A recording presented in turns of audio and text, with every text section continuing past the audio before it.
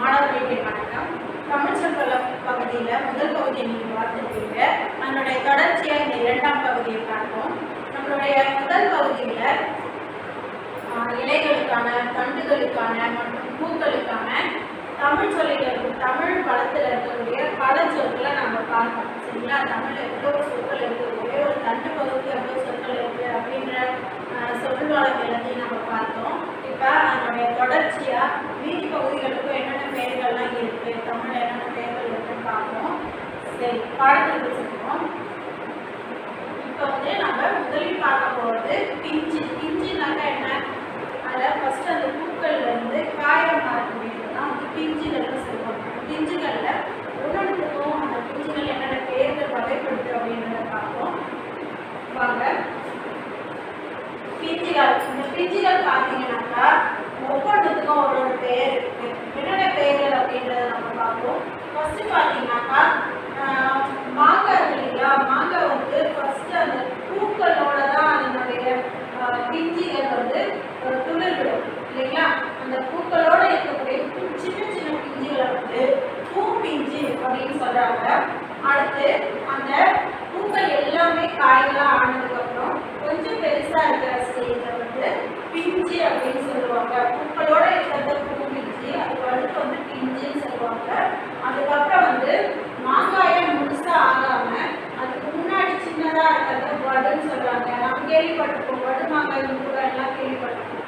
அதாவது மாங்காய் அப்படின்னாக்கா அது புளிப்பு தட்டிடும் இல்லைங்களா? புளிப்பு தட்டத்துக்கு முன்னாடி இலசாவே இருக்கிறத வடுக்கள்னு சொல்லுவாங்க. வடு மாங்காய் வடு, அப்போ வடுன்னு சொல்லுவாங்க. இது மூணுமே பார்த்தீங்கன்னாக்கா மாங்காயோடைய பிஞ்சு வகைகள். சரிங்களா? அடுத்து பார்த்தீங்கன்னா மூசு.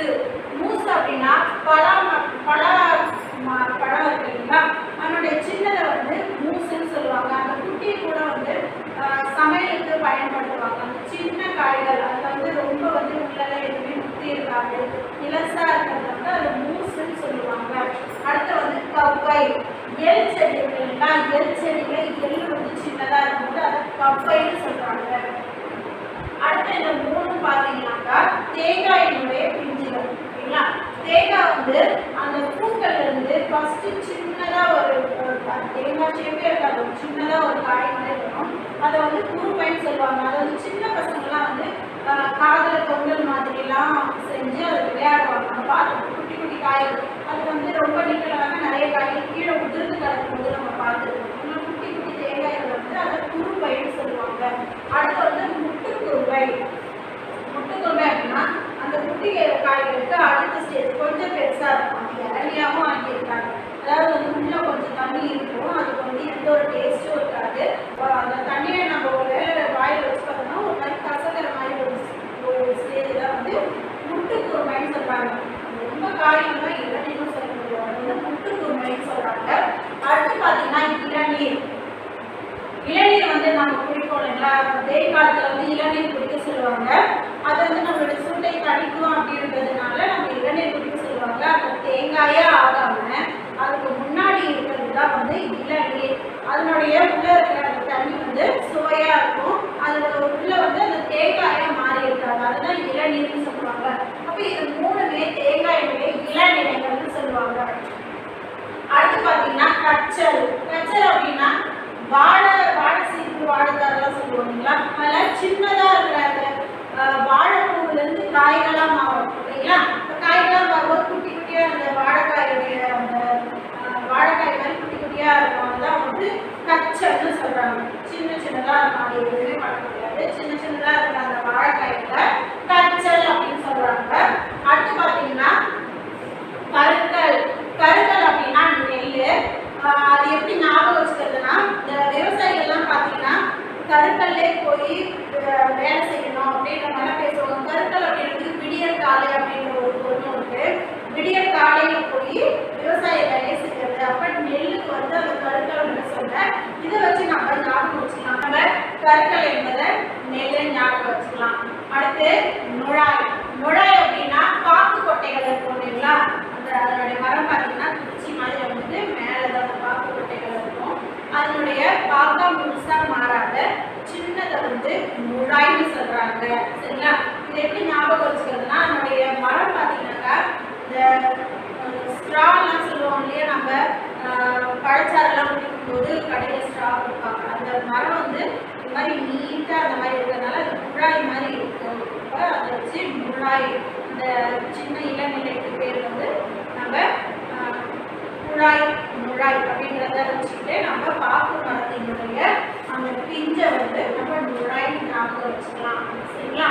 அடுத்து பார்த்தோம்னா குலை வகைகள் பார்க்க போகிறோம். குலைகள்னு பார்த்தீங்கன்னா காய்கள் வந்து காய்கள் கொத்து கொத்தா தோன்றும். அப்புறம் வந்து முந்திரி குலை, அப்புறம் திராட்சை கொத்து, இந்த மாதிரி ஒன்னொன்றுக்கும் ஒரு பேர் நம்மளுக்கே கொஞ்சம் பேர்கள் தெரியும்.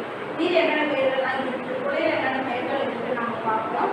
இப்போ பாருங்க, குலைன்றது வந்து ஃபர்ஸ்ட் பாருங்க கொத்துனாக்கா நம்ம இங்க பாருங்க உங்களுக்கு குலைக்காக நான் திராட்சை மாதிரி தான் வரைஞ்சிருக்கேன். இப்போ இந்த திராட்சை கொத்துன்னு நம்ம சொல்லுவோம். சரிங்களா?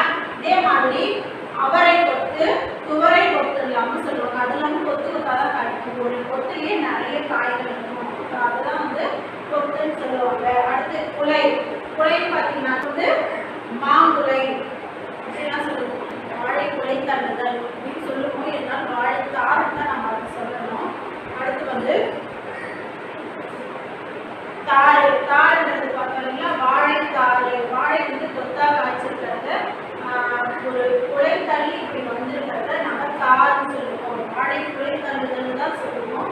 இருந்தாலும் அது புதுசா இருக்கிற அந்த ஸ்டேஜை தாருன்னு சொல்லுவோம். அதில் வந்து பார்த்தீங்கன்னாக்கா நிறைய ஒரு பக்கமும் ஒரு பக்கமும் கொத்துக்கு தான் இருக்கிறத சீக்குகள்னு சொல்லுவோம்.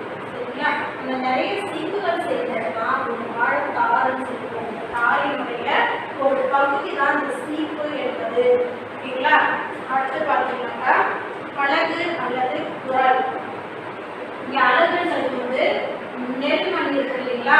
நெல்மணி வந்து ஒரு செடி, நெல் செடி இருக்குதுனாக்கா, நெல் பயிர் இருக்குதுனாக்கா, அதில் முனையில வந்து நெல் எல்லாம் முனையில மட்டும்தான் அப்படியே வரிசையாக கொத்தா இருக்கும். அது வந்து நல்லா முத்தினதும் அந்த முனை வந்து சாஞ்சு போயிடும்ல. அப்போ அந்த முனையில இருக்கக்கூடிய அந்த கொத்தை என்ன சொல்லுவாங்க பார்த்தீங்கன்னா அழகுன்னு சொல்லுவாங்க. எப்படி ஞாபகம் வச்சுக்கிறதுனா அழகுன்னு வச்சு கூட ஞாபகம் வச்சுக்கோங்க. அந்த நெல்மணி வந்து வளர்ந்து நிற்கிறத பார்க்கும்போது, அந்த வயலை பார்க்கும்போது அழகா இருக்கும். பட் நெல் அப்படின்றதுக்கு அழகு ஞாபகம் வச்சுக்கலாம். சரிங்களா? அடுத்து கதிர் என்பது வந்து சோள கதிர் அப்படின்னு ஞாபகம் வைக்கலாம். சோளக்கதிர், அப்புறம் கேழ்வரகு இருக்கு இல்லைங்களா? கேழ்வரகு, அப்புறம் கம்பு. இந்த மூணுமே பார்த்தீங்கன்னா கதிரில் தான் வரும். அந்த மூணுமே வளர்ந்து நிற்கிறத கதிர் இருக்கு அப்படின்னு சொல்லுவாங்க. கதிர் அப்படின்னாக்கா அது வளர்ந்து நிற்குது அப்படின்றது தான் கதிர் அப்படின்னு சொல்லுவாங்க. சோளம், கம்பு, கேழ்வரகு இந்த மூணுமே வந்து கதிர்னு தான் சொல்லுவாங்க. சரிங்களா? பிரிஞ்சு பார்த்துட்டோம், அதுக்கு குலை பார்த்துட்டோம். நம்ம அடுத்து என்ன பார்க்க போறோம்னு பார்த்தீங்கன்னாக்கா காய்கறிகள்லாம் இருக்கு இல்லையா? அந்த காய்கறிகள்லாம் வந்து கெட்டு போனாக்கா, அதாவது வீணா போயிடுச்சுனாக்கா அதுக்கும் பெயர் இருக்கு அப்படின்னு சொல்லி சில பெயர்கள் கொடுத்துருக்காங்க. என்னென்ன பெயர்கள் இருக்கு அப்படின்னு பார்ப்போம். கெட்டு போன காய்கனி அதனுடைய பெயர்கள் பார்ப்போம். ஃபர்ஸ்ட் சூம்பல் அப்படின்னாக்கா ஒரு பழத்துல ஒரே பக்கம் மட்டும் வீணாய் போயிருந்ததுனாக்கா, அதாவது வந்து ஆப்பிள் ஒரு இடம் மட்டும் கலர் மாறுற மாதிரி வீணாகுது அப்படின்னாக்கா அது வந்து சூம்பல் அப்படின்னா, ஒரு இடம் மட்டும் வீணாயிடுச்சு அப்படிங்கிறது சூம்பல் பழம் அப்படின்னு சொல்லுவாங்க. அடுத்து பார்த்தீங்கன்னா சிரியல் அப்படின்னாக்கா ஒரு மாம்பழம் எடுத்துக்கணும். அந்த மாம்பழம் பார்த்தீங்கன்னாக்கா நல்லா வெயில் அடிக்கும் போது அந்த பழம் வந்து உள்ளெல்லாம் வீணாக இருக்காது. ஆனால் அதனுடைய தோள்கள் மட்டும் நல்லா வாடி போய் சுருக்கி போன மாதிரி, அதனுடைய தோல்கள் சுருக்கி போன மாதிரி ஆகிடும். உள்ள பழம்லாம் நல்லா தான் இருக்கும். ஆனால் வெயில் அந்த தோல் வந்து வாடி போய் சுருக்கி போயிருக்கும். அதுதான் வந்து நம்ம சுரியல்னு சொல்கிறாங்க. சரிங்களா? அடுத்து பார்த்தீங்கன்னா சொத்தை அப்படின்னா நம்ம இது பேச்சு வழக்கிலே பயன்படுத்துவோம் இல்லைங்களா? ஒரு காயிலையோ கனியிலையோ புழு வந்துருச்சுனாக்கா சொத்தை விழுந்துருச்சுன்னு சொல்லுவோம். பிகாஸ் இந்த மாம்பழத்தில் அந்த கொட்டை பகுதியில் புழுக்கள் இருந்து சொத்தை விழுந்துருக்கும் இல்லைங்களா? அப்போ அதை சொத்தைன்னு சொல்லுவாங்க. புழு பூச்சி வந்ததை சொத்தைன்னு சொல்லுவாங்க. அடுத்து வெம்பல் அப்படின்னாக்கா சூட்டினால பழுத்த பழத்தை தான் வெம்பல் அப்படின்னு சொல்லுவாங்க. அடுத்து அழியல் என்பதையும் நம்ம பேச்சொழக்கில் அழிஞ்சு போயிடுச்சு அப்படின்னாக்கா குழகுழன்னு ஆயிடுச்சு, அதாவது புழு கொடுத்த பழம் அப்படின்னு உங்களுக்கு உள்ள போட்டுருவாங்க. குழகுழன்னு பழத்தை தான் வந்து தக்காளியை சொல்லுவாங்க. தக்காளி வந்து அழுகி போச்சு அப்படின்னு சொல்லுவாங்க. ரொம்ப குறுக்குன்னு அழுகும். அடுத்து அழுகல். அழுகல்னு பார்த்தீங்கன்னாக்கா அந்த குடுத்த பழம்னு சொல்லுவோம் இல்லையா, அதுக்கு அடுத்த ஸ்டேஜ் வந்து அது நார ஆரம்பிச்சிடும். குடுத்து நாய்க்கான பழத்தை அழுகல்னு சொல்லுவாங்க. அடுத்து சொண்டு. சொண்டு அப்படின்னாக்கா இப்போ வந்து மிளகாய் செடி இருக்குங்களா, மிளகாய் செடியெல்லாம் மிளகாய் வந்து பழுத்து அது காஞ்சி போச்சுன்னா காஞ்ச மிளகாயை எடுத்துருவாங்க. காஞ்ச மிளகாயை அதை பறிக்கலனாக்கா செடியிலே இருந்து செடியும் காஞ்சி அந்த மிளகாயும் காஞ்சி போயிடுச்சுனாக்கா அந்த காஞ்சி போய் வீணாக போடும். இப்போ வந்து காஞ்ச மிளகாய்னா சிவப்பு கலரில் இருக்கும் இல்லைங்களா, அது வந்து முழுசாக வீணாக போகும்போது அதனுடைய கலர் வந்து மர கலரில் மாறி சுத்தமாக ஒன்றும் இல்லாமல் பதம் மாதிரி ஆகிடும். அப்போ அதை வந்து நம்ம சொண்டுன்னு சொல்கிறாங்க. வீணாக போன காய்ச்சி மிளகாய் அந்த மாதிரிங்கிறத சொண்டுன்னு சொல்கிறாங்க. இப்போ இதெல்லாம் வந்து கெட்டு போன காய்களுக்கான பெயர்கள் சரிங்களா. இன்னும் கொஞ்சம் பெயர்கள் கொடுத்துருக்காங்க. என்னென்னு பார்ப்போம். கோட்டான் காய் அல்லது தூகை காய். கோட்டான் மற்றும் தூகை இது ரெண்டுமே வந்து இரவில் தான் வந்து இறை தேடி வெளியில் பறந்து வரும் சரிங்களா. நம்ம கேள்விப்பட்டிருக்கோம் கோட்டான் காய் கண் பிடிக்கிற அப்படின்னு சொல்லுவாங்க. நைட்டு கண் பிடிச்சி இறை தேடுற பறவைகள் கோட்டான் தூகை அந்த பறவைகள்லாம் இருக்குது. இந்த பறவைகள்லாம் வந்து ஏதாவது ஒரு பழத்தில் உட்காந்து வீணாக்கினாலும் சரி, அது சாப்பிட்டு அது வீணாக்கினாலும் சரி, அதுங்களால வீணாக போனால் அந்த பழத்தை கோட்டான் காய் இல்லாட்டி தூகை காய்ன்னு சொல்கிறாங்க. அதுக்கப்புறம் தேரைக்காய். தேரைனாக்கா தவளை மாதிரி இருக்கக்கூடியது. அந்த தவளை மாதிரி இருக்கிற அந்த தேரை வந்து உட்கார்ந்ததுனால எதனாவது பழம் காய்கள் வீணா இருந்ததுன்னா அதை தேரைக்காய் அப்படின்னு சொல்றாங்க. அது உட்கார்ந்ததுனால வீணா போன காய் தேரைக்காய். அடுத்து அல்லிக்காய். அல்லிக்காய் அப்படின்னாக்கா தேரை பார்த்தோம் இல்லையா, தேரை வந்து காயில கனிலெல்லாம் உட்காந்தாக்கா தேரைக்காய் பார்த்தோம் இல்லையா, அதுவே மரத்துல தேங்காய் இருக்கு இல்லையா, அந்த தேங்காவில் உட்காந்து அந்த தேங்காய் வீணா போயிடுச்சுனாக்கா அதுக்கான பேர் தான் அல்லிக்காய்ன்னு சொல்றாங்க. தேங்காய் வீணா போயிடுச்சுன்னா அது அல்லிக்காய். கொல்லிக்காய். கொல்லிக்காய் அப்படின்னாக்கா தேரை உட்காந்து தேங்காய் வீணா போனா அது அல்லிக்காய். எதுவுமே உட்கார சாதாரணமாகவே மரத்துல இருந்த தேங்காய் அதுவாகவே வீணா போயிடுச்சுனாக்கா அது கொல்லிக்காய்ன்னு சொல்றாங்க சரிங்களா. இது எப்படி ஞாபகம் வச்சுக்கிறதுனாக்கா ஒல்லியா இருக்கிற அந்த தென்னை மரத்துல இருக்கிற காய் வீணா போயிடுச்சுனாக்கா அது கொல்லிக்காய் சரிங்களா. இதெல்லாம் வந்து கெட்டுப்போன காய்களுக்கான பெயர்களா நமக்கு தமிழ் சொல்வழக்குல கொடுத்துருக்காங்க சரிங்களா. அடுத்து வந்து பழத்தோல் இருக்கு இல்லைங்களா, பழத்தோல்களுக்கு ஒன்றுக்கு ஒரு பெயர் இருக்கு. என்னென்னு பார்ப்போம். பழத்தோல் இதுக்கான வகைகள் பார்ப்போம். 8 வகைகள் கொடுத்துருக்காங்க. ஒன்று ஒன்றா பார்ப்போம். ஃபர்ஸ்ட் வந்து தொலி. தொலி அப்படின்னாக்கா ரொம்ப மெலிசா இருக்கிறது தான் தொலின்னு சொல்லுவாங்க. இப்போ வந்து தக்காளி இருக்கு இல்லைங்களா, தக்காளியோட தோல் பார்த்தீங்கன்னா ரொம்ப மெலிசா இருக்கும் இல்லைங்களா, மென்மையா இருக்கும் அதனுடைய தோல். அந்த மாதிரி மென்மையா இருக்கிற தோல் வந்து தொலின்னு சொல்றாங்க. ரெண்டாவது தோல். தோல் பார்த்தீங்கன்னாக்கா மாம்பழத்தினுடைய தோல்கள்லாம் பார்த்தீங்கன்னா கொஞ்சம் அதோட தக்காளியோட தோலை விட மாம்பழத்தினுடைய தோல்கள் வந்து கொஞ்சம் மொத்தமாக இருக்கும் இல்லைங்களா, அதை வந்து தோல்னு சொல்றாங்க. அதுக்கு அடுத்தது தோடு. தோடு அப்படின்னு பார்த்தீங்கன்னாக்கா தோலுக்கும் ஓடுக்கும் நடுப்பட்ட ஸ்டேஜ் தான் தோடு. பேரே தெரியும். தோல் இருக்கிற தோலும் ஓட்டுல இருக்கிற டூவும் சேர்த்து தோடுன்னு ஆயிருக்கும். தோடாவும் இல்லாம ரொம்ப ஓடாவும் இல்லாம நடுவில் இருக்கிற ஸ்டேஜ் தான் தோடு. என்னக்கா ரொம்ப ஸ்ட்ராங்காகவும் இருக்காது, ரொம்ப மென்மையாகவும் இருக்காது. இதுக்கு வந்து கிண்ணி பழம் சொல்லுவாங்க. நம்ம ஜூஸ்லாம் போட்டு சாப்பிடுவோம்ங்களா, அந்த கிண்ணி பழத்தோட ஓடு பார்த்தீங்கன்னாக்கா ரொம்ப சாஃப்ட்டும் கிடையாது, நம்ம வந்து கத்தி வச்சு தான் உடைக்கணுன்ற அளவுக்கு ரொம்ப ஸ்ட்ராங்கும் கிடையாது இல்லைங்களா. கத்தி வச்சு வெட்டினாலே போதும், ஆனால் அது கொஞ்சம் பார்க்க வந்து ஓடு மாதிரி தெரியும் இல்லைங்களா. அப்போ அது தோடுன்னு சொல்லுவாங்க. அடுத்து பார்த்தீங்கன்னாக்கா ஓடு. ஓடுனாக்கா தேங்காய் ஓடு. தேங்காய் வந்து நம்ம கத்தி வச்சு தான் உடைக்கணும் இல்லைங்களா. அப்போ அதோட ஸ்ட்ராங் வந்து அந்த ஓடு வந்து ரொம்ப ஸ்ட்ராங்காக இருக்கும், அதனால தான் அதை ஓடுன்னு சொல்றாங்க.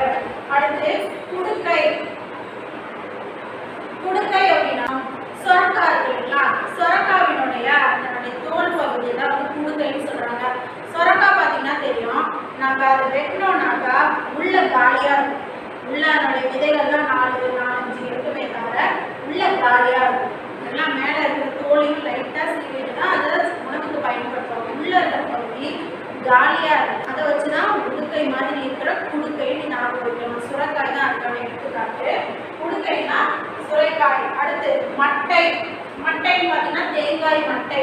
நம்ம தேங்காய் இல்லையா, மரத்துலேருந்து நமக்கு கிடைக்கும் போது தேங்காய் முழுசாக இருக்கும், அது மேலே இருக்கிற மட்டைகள் இருக்கிறது உள்ள தேங்காய் கிடைக்கும் இல்லைங்களா. அப்போ அந்த மேலே இருக்கிற அந்த நாறு பகுதிகளுக்கு பேர் தான் மட்டை. அடுத்து உமி. உமினாலே வந்து இந்த நெல்லை பிரிச்சுறாங்க, நெல் இருக்கு இல்லையா, நெல்லுக்கு மேலே இருக்கிற அந்த தோலை தான் வந்து உமிகள்னு சொல்லுவாங்க.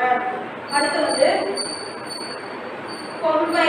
கொம்பைன்னு பார்த்தோம் கேழ்வரகு இருக்கு இல்லைங்களா, கேழ்வரகுக்கு மேலே இருக்கக்கூடிய அந்த உமி மாதிரி இருக்கக்கூடிய அந்த ஊசிகளை தான் வந்து கொம்பை அப்படின்னு சொல்லுவாங்க சரிங்களா. உமினா நெல் மற்றும் கம்பியினுடைய மேலே இருக்கக்கூடிய தோள்கள் தான் உமி, கேழ்வரகினுடைய அந்த உமி பகுதி தான் வந்து கொம்பை அப்படின்னு சொல்லுவாங்க சரிங்களா. அடுத்து பார்ப்போம். அடுத்து வந்து மணி வகைகள். நெற்கதிர் இருக்குன்னா அந்த மணியில நெல் நிறைய வளர்ந்துருக்கும் இல்லைங்களா, ஒரு நெல்லா எடுத்தோம்னா அதுதான் மணிகள், ஒரு நெல்லும் ஒரு மணிகள் சரிங்களா. அப்படி கேழ்வரகும் நிறையா இருக்கும், ஒன்று எடுத்தா ஒரு மணி இல்லைங்களா, சோளம்னா ஒன்று எடுத்தா ஒரு மணி. அப்படி மணிகளுடைய பெயர்கள் பார்க்கணும். கூளம்னு ஃபர்ஸ்ட் சொல்றாங்க. கூளம் அப்படின்னா நெல்லு கம்பு இதனுடைய மணி வகைகள் வந்து கூளம்னு சொல்றாங்க. அவரை மற்றும் உளுந்து பயிர்னு சொல்றாங்க. அடுத்து வந்து வேர்க்கடலை, கொண்டக்கடலை இதெல்லாம் வந்து கடலைகள்னு சொல்றாங்க. அடுத்து வந்து கத்தரி மிளகாயினுடைய விதை, ஏன்னா அது நம்ம உடனே மண்ணில் போட்டாலும் அது முளைச்சு கொண்டுடும், உடனே முளைக்கக்கூடிய விதை மாதிரியான மிளகாய் கத்திரி வந்து விதை வந்து சொல்றாங்க. அடுத்து வந்து புளியை வந்து காடுன்னு சொல்றாங்க. புளியினுடைய ஓடு எடுத்தா ஒரு பழத்துல ஒரு கொட்டையோட சேர்ந்த ஒரு பகுதி தான் வந்து ஒரு காடு சரிங்களா, காடா இருக்கும் சரிங்களா. அடுத்து முத்து. வேப்பம்பழம் இருக்கும் இல்லைங்களா, வேப்பம்பழத்தை முத்துக்கள்னு சொல்லுவாங்க சரிங்களா. அடுத்து கொட்டைன்னு பார்த்தீங்கன்னாக்கா மாங்கொட்டை, அதுக்கப்புறம் பனங்கொட்டை. மாங்கொட்டை பனங்கொட்டை எல்லாம் நம்ம பேச்சுவழக்கில் பயன்படுத்துறது தான், அதனால ஈஸியாக இருக்கும் உங்களுக்கு. தேங்காய்னா தென்னை மரத்தில் இருக்கக்கூடிய அதுதான் தேங்காய்னு சொல்லுவோம். முதிரை அப்படின்னா துவரை முதிரை. நம்ம பெயரை சொல்லி பார்த்து இதெல்லாம் நினைவு வச்சுக்கணும் சரிங்களா. இதெல்லாம் பார்த்தீங்கன்னாக்கா மணி வகைகள் சரிங்களா. அடுத்து இளம்பயிர் வகைக்கு போகணும். இளம் பயிர் வகைகள் அப்படின்னு பார்த்தோம்னாக்கா சரி, அதை முளைச்சி வர்றதுக்கு பேர் தான் இளம்பயிர். இளம்பயிருக்கும் ஒரு பயிருக்கும் ஒரு பெயர்கள் இருக்கு, அது என்னன்னு பார்ப்போம். இளம் பயிர் வகையில ஃபர்ஸ்ட் வந்து நாற்று அப்படின்றத பார்ப்போம். நாற்று அப்படின்னா நெல் நாற்று, நாற்று நடப்பு வரும் அப்படின்னா சொல்லுவாங்க. நாற்று நடப்புன்னா நெல் நாற்றை நடக்கணும், அப்புறம் நெல்லை நாற்றுன்னு சொல்லுவாங்க. கன்று பார்த்தீங்கன்னா மாங்கன்று, புளியங்கன்று, வாழைக்கன்று, இந்த மாதிரி இதெல்லாம் வந்து கன்றுன்னு சொல்லுவாங்க. அடுத்து குருத்துனாலே நமக்கு நினைவு வருது வாழைக்குருத்து, பனங்குருத்து அப்படின்னு சொல்லுவாங்க. இப்போ நான் உங்களுக்கு வரைஞ்சதே உங்களுக்கு தேங்காய் வச்சு அதில் வர மாதிரி தான் வரைஞ்சிருக்கேன் சரிங்களா. இதே தேங்காயில் வரக்கூடிய இந்த செடியை வந்து குருத்துன்னு சொல்லுவாங்க, தென்னங்குருத்து. அடுத்து பார்த்தீங்கன்னா பிள்ளை அப்படின்னா தென்னம்பிள்ளைன்னு சொல்லுவோம். குருத்து சின்ன சிறிது, பிள்ளை தென்னம்பிள்ளை, அதுக்கு இன்னொரு பெயரா வந்து தென்னம்பிள்ளைன்னு சொல்லுவாங்க. அடுத்து பார்ப்போம். அடுத்து வந்து குட்டின்னு எந்த மரத்தை சொல்லுவாங்கன்னா விலா மரம்னு ஒரு மரம் இருக்கு, அந்த விலா மரத்தினுடைய இளம் நிலையை தான் குட்டின்னு சொல்லுவாங்க இல்லை. அடுத்து பார்ப்போம் பைங்கூழ். இங்கே நாட்டுக்கு வந்து நெல்லுக்கு நாட்டுன்னு வரும் பார்த்தோம், அந்த நெல்லுடைய இன்னொரு பெயர் பைங்கூழ்னு சொல்லலாம் சரிங்களா. நாட்டுன்றது நெல்லு, பைங்கூழ்ன்றது நெல்லு தான். ஏன் தனித்தனியாக இருக்குன்னு பார்த்தீங்களா, இங்கே வந்து உங்களோட நெல்லு கூட வந்து கம்பு, கேழ்வரகு அந்த மாதிரி இருக்குங்களா, அதுவும் சேர்ந்த வந்து பைங்கூழ்னு சொல்லுவாங்க. அடுத்து மடலி அல்லது வடலி அப்படி அந்த பனங்கொட்டையை போடுறீங்கன்னாக்கா அதை முளைச்சி வரும்போது பார்த்தீங்கன்னாக்கா அந்த ஒரு இலை மட்டும், இப்போ அந்த விசிறி செய்கிறாங்க பார்த்துக்கிட்டே பனை அந்த ஓலையில தான் வந்து அந்த மட்டையில தான் வந்து விசிறி மட்டும் செய்யணும் சரிங்களா. அந்த முதல்ல வர அந்த துளியில தான் வந்து மடலின்னு சொல்லுவாங்க. அது எப்படி ஞாபகம் இருக்கலாம்னு பார்த்தீங்கன்னாக்கா அந்த காலத்துலலாம் வந்து பனை ஓலையில தான் வந்து எழுத்தாணி வச்சுலாம் எழுதுவாங்க இல்லைங்களா, ஓலையில தான் வந்து எழுதுவாங்க இல்லைங்களா. அப்போ யாருக்காவது கடிதம் எழுதும்போது நம்ம இப்பவும் கேள்விப்பட்டிருக்கோம், தந்தைக்கு மடல், தோழிக்கு மடல் இப்படிலாம் சொல்லுவோம். அப்போ அந்த மடல்ன்ற ஓலை கேட்டு வந்தது அப்படின்னு பார்த்தீங்கன்னாக்கா இந்த பனை ஓலையில் எழுதுன அந்த முடிவுல தான் அதை மடல்னு சொல்றாங்க. சரிங்களா? அப்போ பனை மடல், இந்த மாதிரி பனை மரத்தினுடைய இளநிலைய மடல் மடல்னு சொல்லுவாங்க. சரிங்களா? இப்போ இளம் பயிர் வகை வரைக்கும் நம்ம பார்த்துருக்கோம். இல்லைங்களா? பிஞ்சு பார்த்தோம், குலை பார்த்தோம், அடுத்து கெட்டு போன காய்களுக்கான பெயர்களை பார்த்தோம், அடுத்து பழத்தோல்களுக்கு என்னென்ன வகை என்னென்ன பெயர்கள் அப்படிங்கிறது பார்த்தோம், மணி வகைகள் ஒவ்வொன்றுக்கு ஒரு மணி வகைகளுக்கு பெயர்கள் இருக்காத பார்த்தோம், அடுத்து இளம் பயிர்களுக்கான பெயர்களை பார்த்துருக்கோம். இந்த அளவுக்கு நுண்பாகுபாடு வேற எந்த மொழியிலையும் யாரும் பண்ணது கிடையாது அப்படின்னு சொல்றாங்க.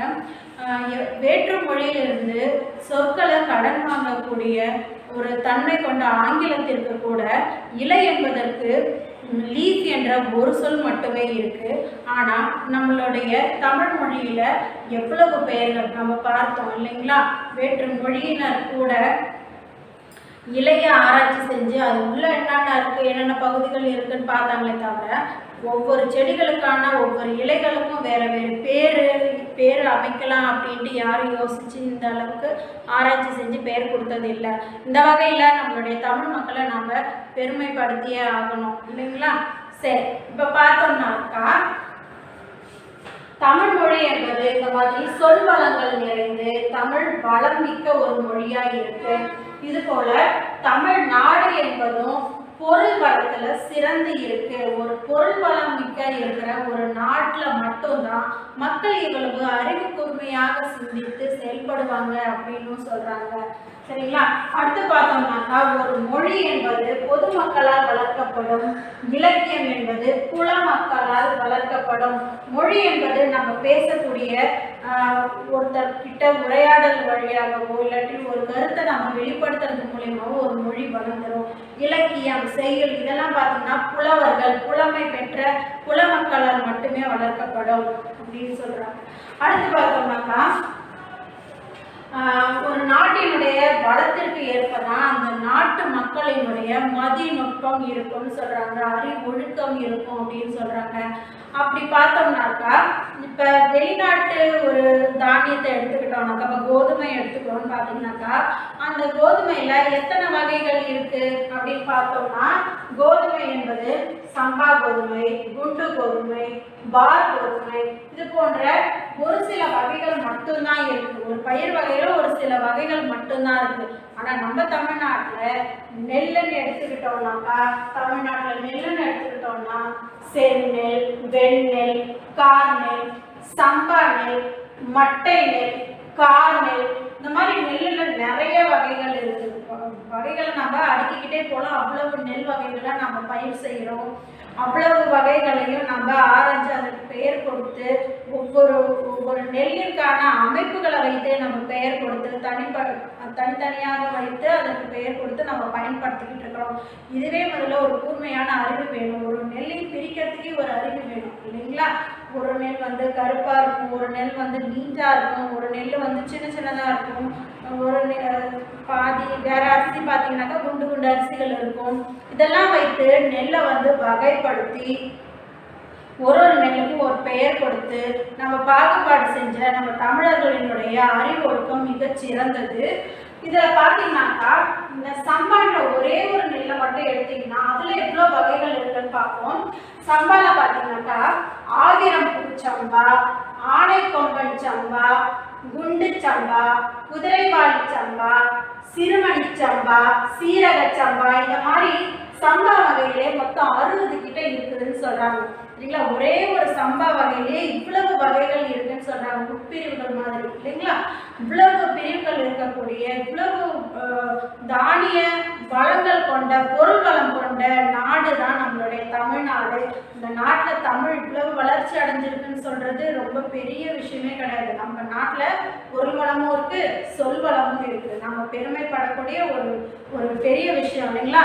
சரி, உங்களுக்கு இந்த பாடப்பகுதியில் வந்து ஒரு பெட்டி செய்தியா ஒரு செய்தி கொடுத்துருப்பாங்க. அதை பார்த்துட்டு நம்ம அடுத்தது பார்க்கலாம்.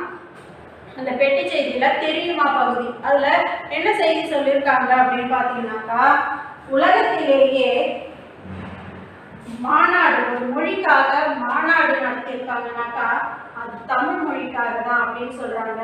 இந்த தமிழ் மொழிக்காக முதல் உலக மாநாடு நடந்த இடம் மலேசியா அப்படின்னு சொல்றாங்க. மலேசியாவில் தான் முதல்ல தமிழ் மொழிக்கு மட்டுமே உலக மாநாடு நடத்தியிருக்காங்க. அந்த பெருமையும் நம்ம தமிழ் மொழிக்கு இருக்கு. எந்த மொழிக்கும் இல்லாத ஒரு பெருமையா அதை நம்ம எடுத்துக்க முடியும். ஓகேங்களா? அடுத்து பார்த்தோம்னாக்கா நெல் வகைகள் பார்த்தோம். அதில் இருக்கிற ஒரே ஒரு சம்பாவில் இருக்கிற வகைகள் பார்த்தோம். இந்த மாதிரி சிறு கூலங்கள்னு பார்த்தீங்கன்னா வரகு, காடைக்கண்ணி, குதிரைவாளி இதெல்லாம் வந்து சிறு கூலங்கள், சிறு தானிய வகைகள்னு சொல்லுவாங்க இல்லையா? இந்த மாதிரி அந்த தானியங்கள்லயும் நிறைய வகைகள் இருக்கு அப்படின்னு சொல்றாங்க. இந்த மாதிரி பொருள் வளம் நிறைந்து ஒரு நாடு இருக்குன்னு வச்சுக்கோங்க. அந்த நாட்டில் வந்து ஒரு மனிதன் கிட்ட நிறைய பொருள் இருந்தா அது எல்லாத்தையும் வச்சுக்கிட்டு அடுத்து என்ன நம்ம கண்டுபிடிக்கலாம் அப்படின்ற அறிவுபூர்வமா யோசிக்க ஆரம்பிச்சிருவான். அதனால அவன் அறிவொழுக்கம் மிகுந்தவனா இருப்பான். பொருள் இல்லாத நாட்டில் தான் அந்த பொருளை திருடுறதுக்கும் அதை திருடி எப்படி சாப்பிட்றதுன்றத வச்சும் அவங்களுக்கு வந்து அறிவொழுக்கம் வளராம இந்த மாதிரி தீய ஒழுக்கங்கள் வளர ஆரம்பிச்சிடும் இல்லைங்களா? அப்போ அந்த தீய ஒழுக்கங்கள் பக்கமே போகாம பொருள் வளமே நம்ம கிட்ட நிறைய இருந்து அந்த பொருள் வளங்கள்லாம் வச்சு அறிவொழுக்கத்தை நம்ம வளர்க்கறதுல பெருந்துணையா இவைகள் இருந்திருக்கு. சரிங்களா? பொருள் வளம்ன்றது அறிவொழுக்கத்தை வளர்த்துருக்கு நமக்கு. சரிங்களா? மக்களின் அறிவொழுக்கம் இந்த பொருள் வளத்தினால நம்மளுடைய அறிவொழுக்கம் வளர்ந்துருக்கு. அடுத்து பிரித்து காட்டுவது மொழி அப்படின்னாக்கா மற்ற உயிர்கள் இப்போ வந்து ஒரு அறிவிலிருந்து நம்ம 6 அறிவு வரைக்கும் இருக்கோம் இல்லைங்களா? இந்த 5 அறிவு உயிர்களிடம் இருந்து நம்ம 6வது அறிவு மனிதனை எப்படி பிரித்து காட்டுது? எது பிரித்து காட்டுது அப்படின்னு பார்த்தீங்கன்னா மொழி தான் நம்மளை பிரித்து காட்டுது இல்லைங்களா? 5 அறிவு வரைக்கும் இருக்கிற ஆடு, மாடு, கோழி, மரம் எல்லாமே இருக்கு இல்லைங்களா? இது எல்லாமே எதுவுமே பேசாது. ஆனால் நாம் பேசணும். சொல்ல வந்து எப்படி பிரித்து எப்படி பேசணும், எப்படி ஏற்றி பேசணும், எப்படி இறக்கி பேசணும், இது எல்லாமே தெரிஞ்சு நம்ம பேசணும். அப்போ அந்த மொழி தான் வந்து நம்மளை இந்த மற்ற உயிர்களிடமிருந்து நம்மளை பிரித்து காட்டுறது நம்ம பேசுகிற மொழி தான். சரிங்களா? அடுத்து மதிநுட்பமும் பண்பாடிலும் சிறந்தவங்க நம்மளுடைய தமிழர்கள். சரிங்களா? ஒரு சின்ன விஷயத்த கூட இந்த அளவுக்கு ஆராய்ச்சி நுண்பாகுபாடு செஞ்சு அந்த நுண்பாகுபாட்டில் கருப்பொருள் நுண்பொருள்லாம் ஆராய்ச்சி அந்த ஒன்னொன்றுத்துக்கும் ஒரு பேர் கொடுக்குற அந்த சிறந்த மதிநுட்பம் வாய்ந்தவங்களா நம்மளுடைய தமிழர்கள் இருந்திருக்காங்க அப்படின்றத இப்பவும் இருக்கிறாங்கன்னு சொல்லவே நமக்கு பெருமையா இருக்கு. சரிங்களா? இந்த தேவனைய பாவனாரினுடைய இந்த கட்டுரையில இருக்கக்கூடிய இந்த சொல்வளங்கள் எல்லாம் நம்ம பார்த்தோம் இல்லைங்களா? இது வந்து நம்மளுக்கு ஒரு சின்ன பகுதி தான் நமக்கு கொடுத்துருக்காங்க. அவருடைய புத்தகத்துல இன்னும் நிறைய தமிழ் சொற்கள் இருக்கு. ஆர்வமுள்ளவர்கள் கண்டிப்பா அதை தேவனைய பாவனாரினுடைய நூலை வாங்கி படிங்க. சரிங்களா? அதுல இன்னும் என்னென்னலாம் சொல்லியிருக்காங்க அப்படின்னு பார்த்தீங்கன்னாக்கா வித்துக்கள் பத்தி சொல்லியிருக்காங்க, வேர் வகைகள், அரிதாள் வகைகள், இலைக்காம்பு வகைகள், பூமடல் வகைகள், காய் வகைகள், கனி வகைகள், உள்ளீட்டு வகைகள், தாவர கழிவினுடைய வகைகள், விதையினுடைய தோல் வகைகள், பதர் வகைகள். பதர் அப்படின்னாக்கா வீணா போனது இல்லைங்களா? அந்த பதர் வகைகள், கொடி வகைகள், கரும்பு வகைகள், மரப்பட்டை வகைகள், இந்த மாதிரி நிறைய வகைப்பாடுகள் அவர் கொடுத்திருக்காரு. எல்லாத்தையும் படிச்சோம்னா நம்மளுடைய தமிழினுடைய சொல்வளத்தை பத்தி நம்ம முழுசா தெரிஞ்சுக்க முடியும். இந்த பாடப்பகுதிக்கான வினாக்களை மாணவர்கள் படித்துக் கொள்ளவும், குறுவினாவில் 3வது வினாவும், சிறுவினாவில் 2வது வினாவும், நெடுவினாவில் 2வது வினாவையும் மாணவர்கள் படித்துக் கொள்ளவும், தேர்விற்கு படித்துக் கொள்ளவும். துணைப்பாடத்துல 12வது பாடத்துல தெரியுமா ஒரு பெட்டி செய்தி கொடுத்துருக்காங்க. அதில் என்ன செய்தி கொடுத்துருக்காங்கன்னு நம்ம பார்ப்போம். இதுல வந்து முதலா தமிழ் கணினி என்ன பேர்ல எப்போ உருவாக்குனாங்க அப்படின்றத பார்க்கிறோம். பாருங்க, முதல் தமிழ் கணினி என்ன பேர்ல முதல்ல வந்தது அப்படின்னு பார்த்தோம்னாக்கா திருவள்ளுவர் அப்படின்ற பேர்ல. நம்மளுடைய தமிழுக்கே சிறப்பு பெற்ற ஒரு நூலை நம்ம திருக்குறளை சொல்லியிருக்கீங்களா? அப்போ முதல் தமிழ் கணினிக்கு திருவள்ளுவர் அப்படின்ற பேரை சொல்றாங்க. திருவள்ளுவர் அப்படின்ற பேர்ல 1983வது வருடம் செப்டம்பர் மாதம் TCM டேட்டா ப்ரொடெக்ட்ஸ் அப்படின்ற ஒரு தனியார் நிறுவனம் தான் இதை உருவாக்கி வெளியிட்டாங்க. இந்த தமிழ் கணினி பார்த்தீங்கன்னாக்கா அதில் வந்து நம்ம என்ன கேள்வி கேட்கணுமோ அதுக்கான பதில் அது சொல்லணும் இல்லைங்களா? அப்படி உள்ள நம்ம செய்திகள் அனுப்பதை டேட்டான்னு சொல்லுவோம். அந்த டேட்டாவை நம்ம தமிழ்லேயே டைப் பண்ணிக்கலாம்.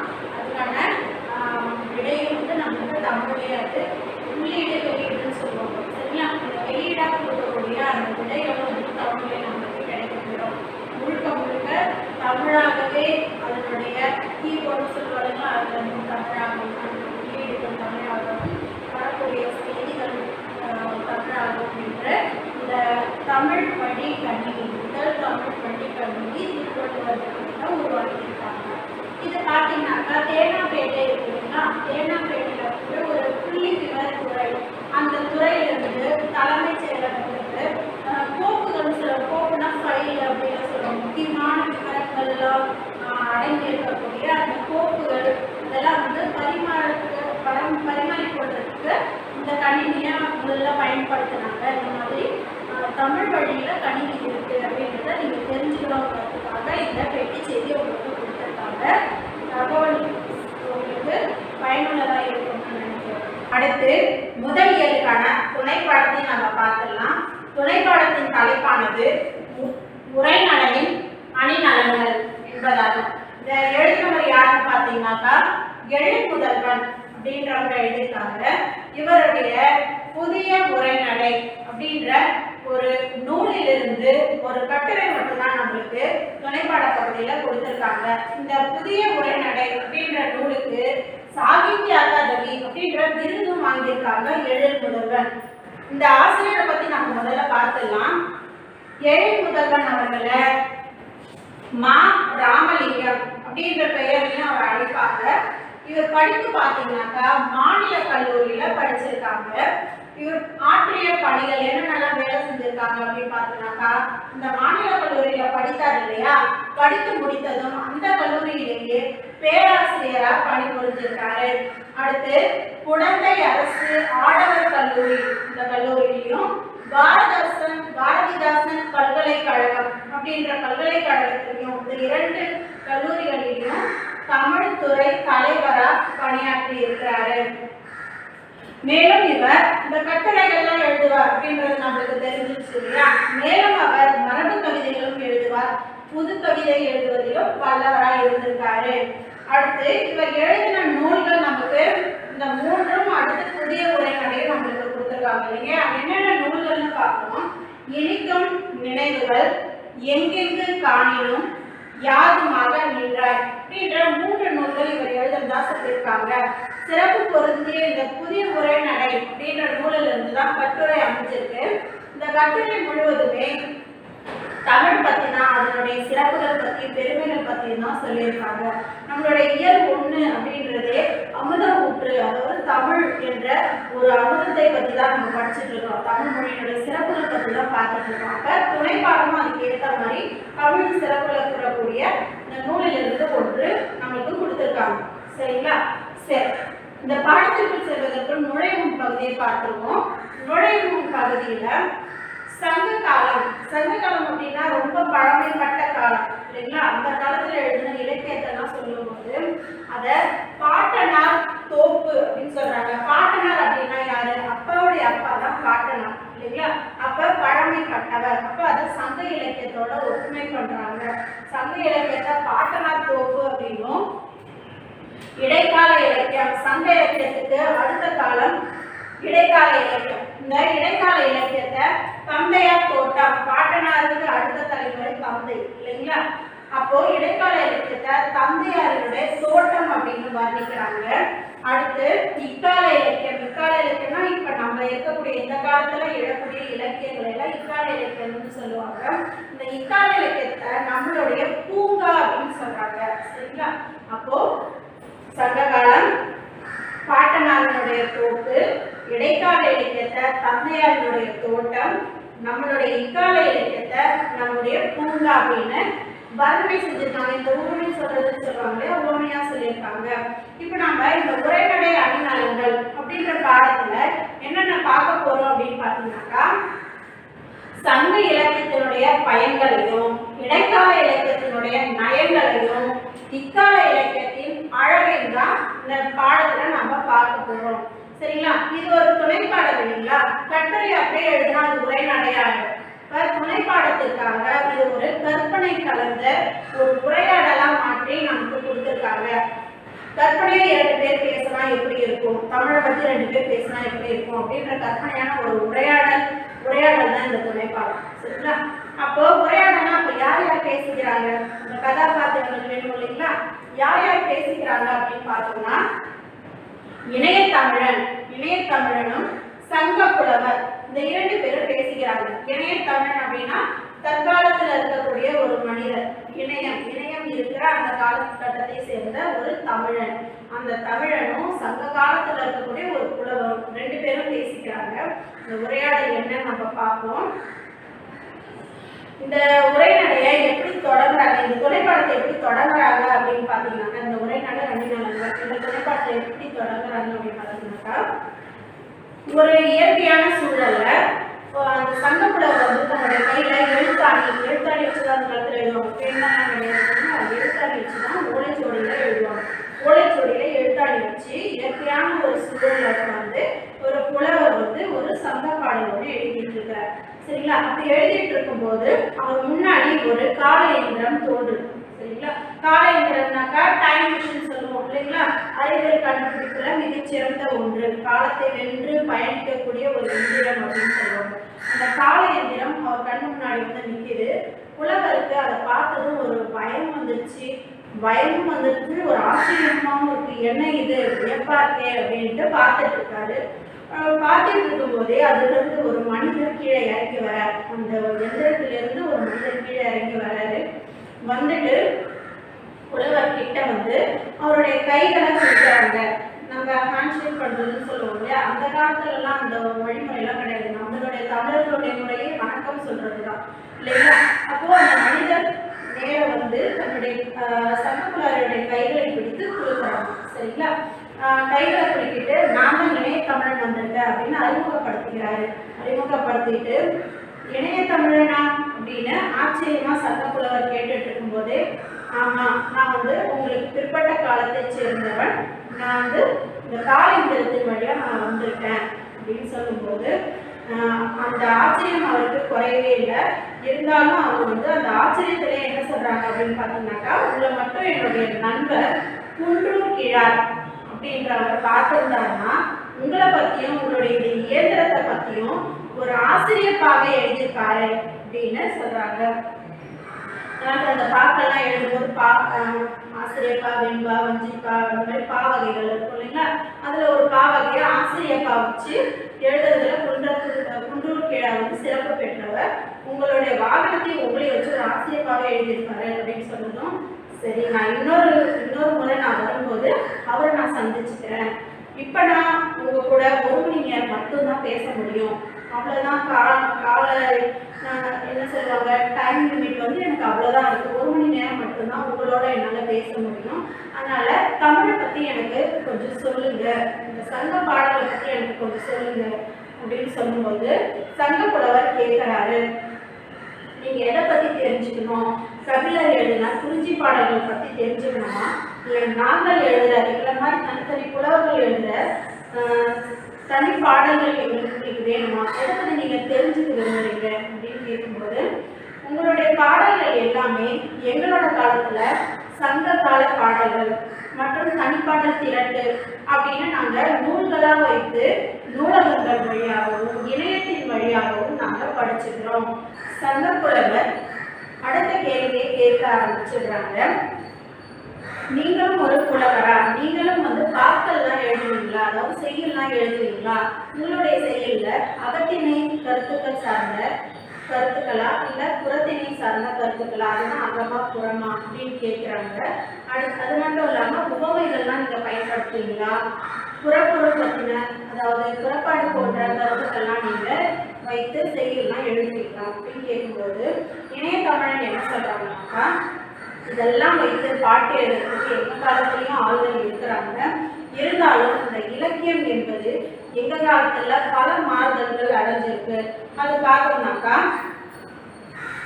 தற்கால இலக்கியம் அப்படின்றது அற இலக்கியங்களாகவும் மேலும் காப்பியங்களாகவும் மாறுதல் அடைஞ்சிருக்கு.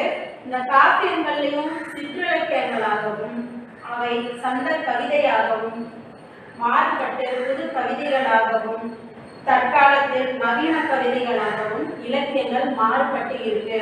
இந்த கவிதைகள் இப்படி இருக்கு அப்படின்னு பார்த்தோம்னா, உரைநடை வளர்ச்சி அதை விட மேம்பட்டு நிற்கிறது. உரைநடைகள் வந்து சிறுகதையா மாறி இருக்கு, கட்டுரைகளா இருக்கு, புதினங்களா இருக்கு. இந்த மாதிரி கவிதைகளும் இலக்கியங்களும் உரைநடைகளும் பல மாறுதல்கள் அடைஞ்சிருக்கு அப்படின்னு சொல்லும்போது சங்கப்புலவர் கேட்கிறாரு, உரைநடையா என்னுடைய தொல்காப்பியர் எழுதினாரே அதுதான் உரைநடையா, அதை பத்தி தான் நீங்க சொல்றீங்களா அப்படின்னு கேட்கும்போது, ஆமா தொல்காப்பியர் கூறின உரைநடை பத்தி தான் நான் சொல்லிட்டு இருக்கிறேன். அந்த உரைநடையானது பேசினால் உரையாடல், எழுதினால் உரைநடை. இதுதான் அந்த உரைநடைக்கான வரலாறு. நம்ம வந்து பேசும்போது அது உரையாடல்னு சொல்லுவோம், அதையே நம்ம எழுத்துல எழுதும்போது அதை உரைநடைன்னு சொல்றாங்க. சரிங்களா? இது பார்த்தீங்கன்னாக்கா உரைநடையில நீங்க உவமைகள்லாம் பயன்படுத்துவீங்களா? இப்ப சங்கப்புல வந்து முதலே கேட்டாங்க, நீங்க வந்து உவமை பயன்படுத்துவீங்களா, அகம் சார்ந்த கருத்தா புறம் சார்ந்த கருத்தா அப்படின்னு கேட்டாங்க இல்லையா? அப்போ அதை வைத்து இணையத்தமிழ் வரிசையா சொல்றாங்க, நாங்க என்னென்னலாம் பயன்படுத்துவோம் அப்படின்ற பாடல்களை என்னென்னலாம் பயன்படுத்துவோம் அதை வைத்து சொல்லும்போது நம்மளுடைய காலத்துல உரைநடைலாம் சிறப்பு பெற்றதுன்னு சொல்லிட்டாங்க இல்லையா? அப்போ உரைநடையில அதெல்லாம் எப்படி பயன்படுத்துறாங்க அப்படின்றத பார்ப்போம். ஃபர்ஸ்ட் வந்து உவமை. உவமையை பற்றி உவமைன்னு பார்த்தாலே ஒன்றிற்கு மற்றொன்றை உவமித்து கூறுவது, அதாவது சிறப்பித்து கூறுவதற்காக மற்றொன்றை கூறுவது தான் உவமை கூறுதல் அப்படின்னு சொல்லுவாங்க. அந்த உவமை பார்த்தீங்கன்னாக்கா ஒரு உரைநடையில ஆசிரியர் எப்படி எதிர்த்தாருன்னா, திருப்பரங்குன்றத்தின் அழகை பார்ப்பதற்கென்றே இயற்கை பதித்து வைத்த நிலை கண்ணாடிகள் போல் அமைந்திருக்கும் வலப்புறமாகவும் தென்புறமாகவும் அமைந்திருக்கக்கூடிய 2 கண்மாய்கள் அப்படின்னு எழுதியிருக்காரு.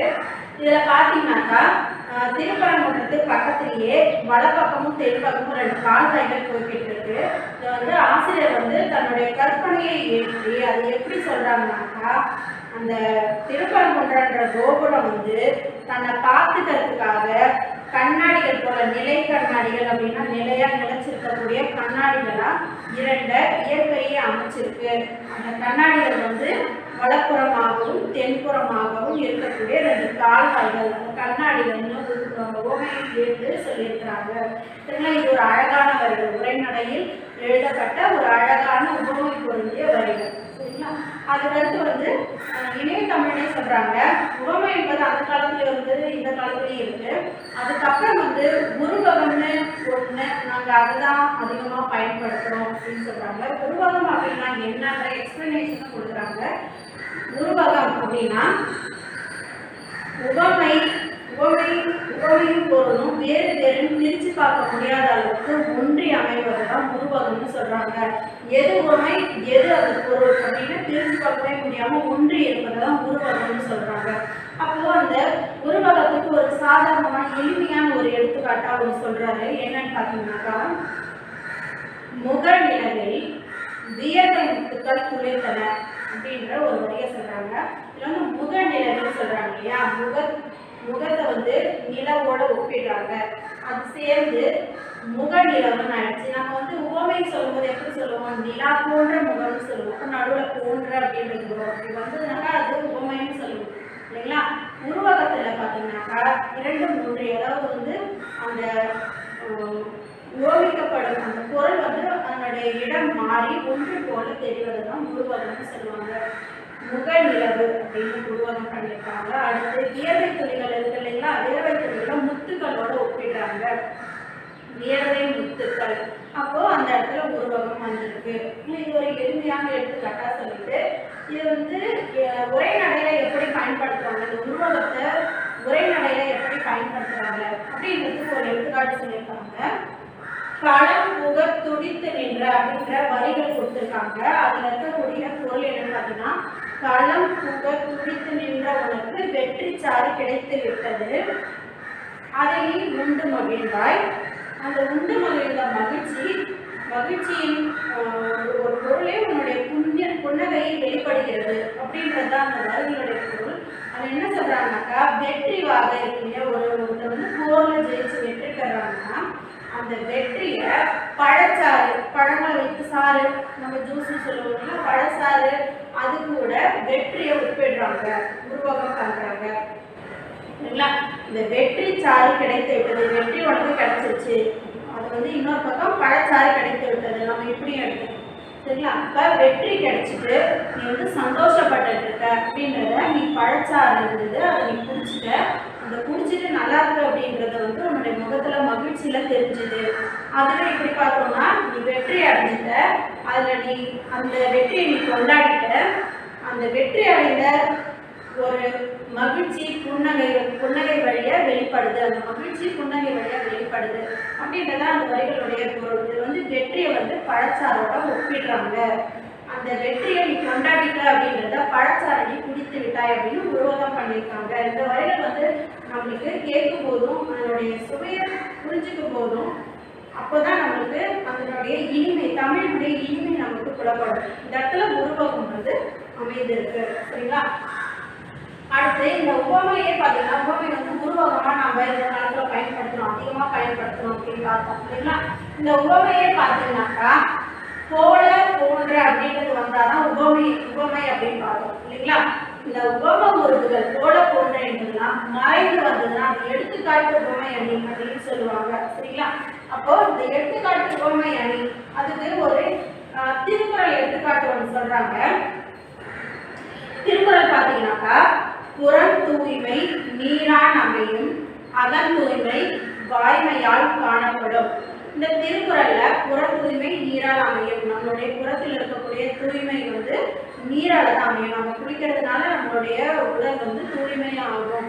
அகன் தூய்மைன்றது வந்து வாய்மையால் காணப்படும். நம்மளுடைய மனம் வந்து தூய்மையாகிறது நம்ம சொல்லக்கூடிய சொற்கள், எளிமையான சொற்கள்லாம் வச்சுதான் நீ வந்து நல்லவன், உங்களுடைய மனம் வந்து தூய்மையா இருக்கு அப்படின்றத நிரூபிக்கும். அப்போ இந்த இரண்டுக்கும் நடுவில் வந்து போல அது போல அப்படின்ற ஒரு உபமொழி வந்து இருக்கணும். ஆனா வராம மறைந்து நின்று அந்த பொருள் நம்மளுக்கு கொடுத்துருச்சு. அப்படி இந்த போல போன்ற என்பது மறைந்து நின்றால் அது எடுத்துக்காட்டு உவமை அணி. இல்லைங்களா? இதை வந்து திருக்குறள் வழி பார்த்துட்டோம், அதுவும் நம்மளுக்கு செய்யும் கணக்குல தான் வரும். இல்லைங்களா? அப்போ இதையும் உரைநடையில நம்ம எப்படி பயன்படுத்துவோம், உரைநடையில எப்படி பயன்படுத்துறோம்ன்றதுக்கும் ஒரு எடுத்துக்காட்டு கொடுத்துருக்காங்க. என்னன்னு பார்த்தீங்கன்னாக்கா, உரைநடையில் அமைந்தா அதை இணை ஒப்புன்னு அதுக்கு ஒரு பேர் சொல்லிருக்காங்க. எடுத்துக்காட்டு உவமை அணி உரைநடையில வந்ததுனாக்கா அதற்கு பெயர் இணை ஒப்புன்னு சொல்றாங்க. சரிங்களா? இதற்கு எடுத்துக்காட்டு, ஊர் கூடி செக்கிழுக்க முடியுமா அப்படின்னு ஒரு வரி வரும். ஊர் கூடி செக்கிழுக்க முடியுமா, இதனுடைய பொருள் என்னன்னு பார்த்தீங்கன்னா, ஊரே சேர்ந்துதான் ஒரு செக்கை தள்ள முடியும். வெயிட்டா செக்கனா வெயிட்டா இருக்கும், மாடு வச்சு அப்படின்னா அந்த செக்கை வந்து இழுக்க வைப்பாங்க. அதில் வந்து எண்ணெய் ஆட்டுவாங்க. இல்லைங்களா? அந்த மல்லாட்டை அந்த மாதிரியான எண்ணெய்கள் எல்லாம் அந்த செக்குலாம் அரைப்பாங்க. அந்த செக்கு வந்து வெயிட்டா இருக்கிறதுனால நிறைய பேர் சேர்ந்து தான் இழுக்க முடியும். அந்த வழியில் வந்து ஊர் கூடி செக்கு இழுக்க முடியுமா, ஊரே சேர்ந்தாலும் செக்கு இழுக்க முடியும். ஆனால் இந்த இடத்துல எதுக்காக பயன்படுத்திருக்காங்கன்னாக்கா, எல்லாரும் வந்தாதான் ஒரு வேலையை செய்து முடிக்கணும்னு நீ வெயிட் பண்ணிட்டு இருந்தீங்கன்னா அதனால செய்து முடிக்க முடியாது. இடத்துல ஒரு கொஸ்டினாக தான் கேட்டிருக்காங்க. ஓகேங்களா? அப்போ வந்து ஒரே சேர்ந்து ஒரு வேலை செய்யணும்னா செஞ்சு முடிக்க முடியாது. அப்படின்றதுக்கு வந்து ஐயர் வரும் வரை அமாவாசை காத்திருக்காது அப்படின்றது சொல்லுவாங்க. ஐயர் வரட்டும், அவர் படிச்சு முடிச்சதுக்கு அப்புறம் அமாவாசை வந்து போய்க்கலாம் அப்படின்னு சொல்லிட்டு அமாவாசைன்ற காலம் வந்து வெயிட் பண்ணாது. காலம் யாருக்காகவும் காத்திருக்காது. காலம் வந்து கொண்டு உடச்சுக்கோங்களா? அப்போ எல்லாருக்காகவும் நீ வெயிட் பண்ணிட்டே இருந்தீங்கன்னாக்கா உன்னுடைய செயல் முடிவடையாது அப்படின்றதுக்காக அந்த வரிகள் கொடுத்துருப்பாங்க. இந்த இடத்துல பார்த்தீங்கன்னாக்கா, ஊர் கூடி செக்கி இழுக்க முடியுமா, அது போல ஐயர் வரும் வரை அமாவாசை காத்திருக்காது அப்படிங்கிற வரிகள் வந்து நம்மளுக்கு கொடுத்துருப்பாங்க. இந்த இடத்துல வந்து எடுத்துக்காட்டு உவமை அணி, அந்த உவமை அணி அமைந்திருக்கும். இணை ஒப்பு, உரைநடை இணை ஒப்பு பார்த்தோன்னே இணை ஒப்பு அமைந்திருக்கும். சரிங்களா? அடுத்து பார்ப்போம் இலக்கணை. இலக்கணை அப்படின்னா என்னன்னு பார்ப்போம். இலக்கணை அப்படின்னாக்கா அக்ரிணை. அக்ரிணைனாக்கா நம்ம என்ன சொல்லுவோம், இந்த 6 மனிதர்கள் இருக்காங்களே அவர்கள் எல்லாமே உயர்திணை சார்ந்தவர்கள். அவர்கள் அல்லாத மற்றவர்கள் எல்லாமே அக்ரிணைகள்னு சொல்லுவாங்க. தொல்காப்பியரே வந்து உரைநடைக்கு இலக்கணம் தொல்காப்பியர் தான் கொடுத்துருக்காங்க. இருக்காரு அப்படின்னு நம்ம பார்த்தோம் இல்லைங்களா. அப்போ இந்த அக்ரிணை பொருள்களும் உயிரற்ற பொருள்களும் பேசுற மாதிரியும் கேட்குற மாதிரியும் உரைநடையும் எழுதலாம் அப்படின்றத சொல்லியிருக்காங்க. அதுதான் என்ன வரிகள்னு பார்த்தீங்கன்னா, ஞாயிறு திங்கள் நெஞ்சம் போன்ற பொருள்கள் பேசுவன போலவும் கேட்பன போலவும் சொல்லி அங்கு அமையும் அப்படின்னு அவர் வந்து சொல்லியல் அப்படின்ற ஒரு அதிகாரத்தில் குறிப்பிட்டிருக்காரு. தொல்காப்பியர் என்ன சொல்றாங்கன்னாக்கா, ஞாயிறு திங்கள் நெஞ்சம் போன்ற பொருள்கள் சொல்வன போலவும் கேட்கன போலவும் சொல்லி அங்கு அமையும் அப்படின்னு செய்யுளியல் அப்படின்ற இயல்ல குறிப்பிட்டிருக்கிறாரு. இதனுடைய பொருள் என்னன்னு பார்த்தீங்கன்னாக்கா, ஞாயிறு திங்கள் நெஞ்சம் வந்து சூரியன் சந்திரன் நம்மளுடைய நெஞ்சம் இதெல்லாம் வந்து பேசுகிற மாதிரியும் அது பேசுறதெல்லாம் கேட்குற மாதிரியும் உரைநடையில் எழுதலாம் அப்படின்றது தான் அதனுடைய பொருள். இது பார்த்தீங்கன்னாக்கா உரைநடையிலையும் இந்த இலக்கணை இலக்கு இல்லாததுதான் இலக்கணை அப்படின்னு சொல்றாங்க. சரிங்களா. இதை உரைநடையில எப்படி பயன்படுத்தியிருக்காங்க அப்படின்றத நம்ம பார்ப்போம். சோலையில் புகுவேன் அப்படின்ட்டு உங்களுக்கு சில வரிகள் கொடுத்துருப்பாங்க புத்தகத்துல, அதை பாருங்க. அந்த வரிகள் எப்படி இருக்குன்னு பார்த்தீங்கன்னாக்கா, சோலையில் புகுவேன், மரங்கள் என்னை அழைக்கும், விருந்து படைக்கும், ஆலமரம் என்னை அமர்த்தி என் விழுதுகளை காண் என்றும், அரசிற்கு இது போன்ற விழுதுகள் உண்டா அப்படின்னு தன்னுடைய பெருமை சொல்ற மாதிரி இருக்கும். அடுத்து அரசு என்னை கூப்பிடும், அதாவது அரசு மரம் என்னை கூப்பிடும், விழுதுகள் இல்லாம நான் எவ்வளவு உயரமா வளர்ந்துருக்கேன்னு பாரு அப்படின்னு அதனுடைய பெருமையை அது சொல்லும். அடுத்து வேப்ப மரம் என்னை கூப்பிடும், வேப்ப மரம் தன்னுடைய நிழல்ல வந்து உட்கார்ந்துக்கும், என்னுடைய நிழல் மிக குளுமையா இருக்கும், என் நிழலை வந்து அமருன்னு சொல்லும். மேலும் தன்னுடைய வேப்பம்பூவுல என்னென்ன சிறப்புகள் இருக்குன்ற அந்த சிறப்புகளையும் அது சொல்லும். மேலும் விலா மரம் மாமரம் இதெல்லாம் மட்டும் என்னை கூப்பிடாம இருக்குமா, அதுவும் என்னை கூப்பிடும், கூப்பிட்டு அவனுடைய சிறப்புகள் எல்லாத்தையும் அது சொல்லும் அப்படின்னு ஒரு உரைநடையில சில வரிகள் இருக்கிற மாதிரி நம்மளுக்கு கொடுத்துருப்பாங்க. சரிங்களா. இதுல வந்து சோலைன்றது ஒரு பூங்கா மாதிரி இல்லைங்களா, ஒரு தோட்டம் மாதிரி. இந்த தோட்டம்ன்றது உயிரற்ற ஒரு அக்ரிணையில தான் கடத்துது இல்லைங்களா, அதெல்லாம் பேசாது, உயிர் இல்லாதது. அந்த சோலை கூப்பிடுறதாகவும், மரங்களுக்கெல்லாம் வாய் இருந்து அவைகள் பேசுவனவும், மரங்கள் கூப்பிடுறதாகவும், அது விருந்து படைக்கிறதாகவும் கற்பனை தான் இல்லைங்களா. இந்த அக்ரிணைகள் பேசுற மாதிரியும் அதன் கேட்டு அதுக்கு பதில் சொல்ற மாதிரியும் கற்பனையில எழுதியிருப்பாங்க. இது உரைநடையில இருக்கு. இதெல்லாம் இலக்கணைன்னு சொல்றாங்க. சரிங்களா.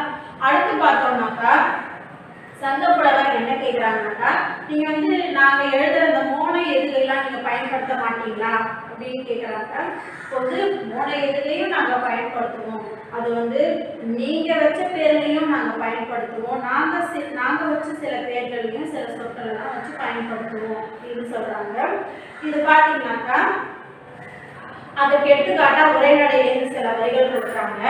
தென்றல் அசைந்து வரும், இந்த வரிகள் பார்த்தீங்கன்னாக்கா மோனை எதுகையெல்லாம் அமைகிற மாதிரி. மோனை அப்படின்னா முதல் எழுத்துக்கள் ஒன்றி வருவதை மோனைன்னு சொல்லுவோம், இரண்டாவது எழுத்துக்கள் ஒன்றி வருவதை எதுகைன்னு சொல்லுவோம்.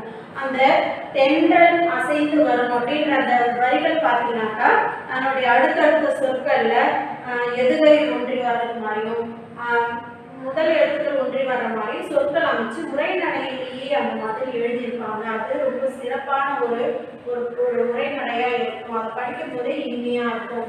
அடுத்து பார்த்தீங்கன்னாக்கா வேற என்னென்னலாம் உரைநடையில உத்திகளை நீங்க பயன்படுத்துவீங்க அப்படின்னு இணையதமிழர்கிட்ட சங்கப்புலவர் கேட்கும்போது இணையதமிழ் என்ன சொல்றாங்கன்னா, ஒரு சொல்லையோ கருத்தையோ மீண்டும் மீண்டும் சொல்வதன் மூலமா அந்த இடத்துல வந்து அந்த கருத்து ஆழமா போய் சேரும், அப்ப எல்லாராலும் அது கவனிக்கப்பட முடியும். அதனால சொல்லையோ கருத்தையோ திரும்ப திரும்ப சொல்லுவது உண்டு.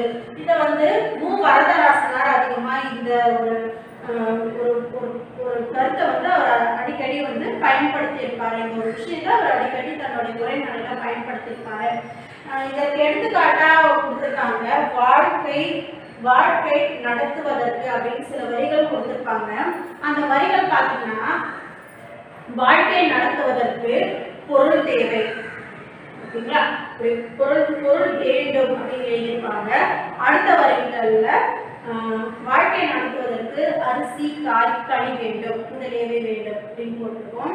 அடுத்த வரி பார்த்தீங்கன்னாக்கா வாழ்க்கை நடத்துவதற்கு உடை வேண்டும், மேலும் வீடு வேண்டும் அப்படி இருக்கும். அடுத்து வாழ்க்கை நடத்துவதற்கு காசு வேண்டும், காசுன்ற அந்த காகிதம் வேண்டும் அப்படின்னு சொல்லிட்டு குடும்பம் நடத்த இன்னும் பல வேண்டும், நிறைய வேணும்னு சொல்லியிருக்காரு. அதுக்கப்புறம் இது எல்லாத்தையும் ஆள்வதற்கு ஆளுமை அறிவு வேணும் அப்படின்னு சொல்லி முடிச்சிருப்பாரு. இது எல்லா வரிகளையும் பார்த்தீங்கன்னா வேண்டும் வேண்டும் வேண்டும் வேணும்னு அந்த வரிகள் அந்த எல்லா வரிகளையும் வேண்டும்னு சொல்லி முடிச்சிருப்பாரு. அப்ப அந்த ஒரே சொல்ல திரும்ப திரும்ப சொல்லி அழுத்தம் கொடுத்து தன்னுடைய கருத்தை வெளிப்படுத்தியிருப்பாரு. அது படிக்கவும் நம்மளுக்கு எளிமையாகவும் இருக்கும், அந்த கருத்தை நம்மளால ஈஸியாக புரிஞ்சுக்கவும் முடியும், அது அது படிக்கிறதுக்கு அழகாகவும் இருக்கும். இந்த உரைநடையில அழகு கொண்டு வந்ததுல மு. வரதராசனுடைய பங்கு அதிகமாக இருக்கு. சரிங்களா? அடுத்து பார்த்தோம்னா முரண்படுவது போல முரண்படாத மெய்மை. சரி, அடுத்து என்ன பயன்படுத்துறாங்க பார்த்தீங்கன்னா முரண் அப்படின்ற கருத்தை பயன்படுத்துறாங்க. முரண் அப்படின்னா எதிர்ச்சொல், எதிரணையான சொற்கள் தான் முரண் அப்படின்னு சொல்லுவாங்க. இப்ப மேலே கீழே, அடுத்து பார்த்தீங்கன்னாக்கா பெரியது சிறியது பல சில இதெல்லாம் எதிர்ச்சொல்னு சொல்லுவோம் இல்லைங்களா? இந்த எதிர்ச்சொற்கள் தான் முரண் சொற்கள்னு சொல்லுவாங்க. முரண்பட்ட சொற்கள், எதிரெதிரான சொற்கள் அப்படின்னு சொல்லுவாங்க. இந்த முரண் சொற்களையும்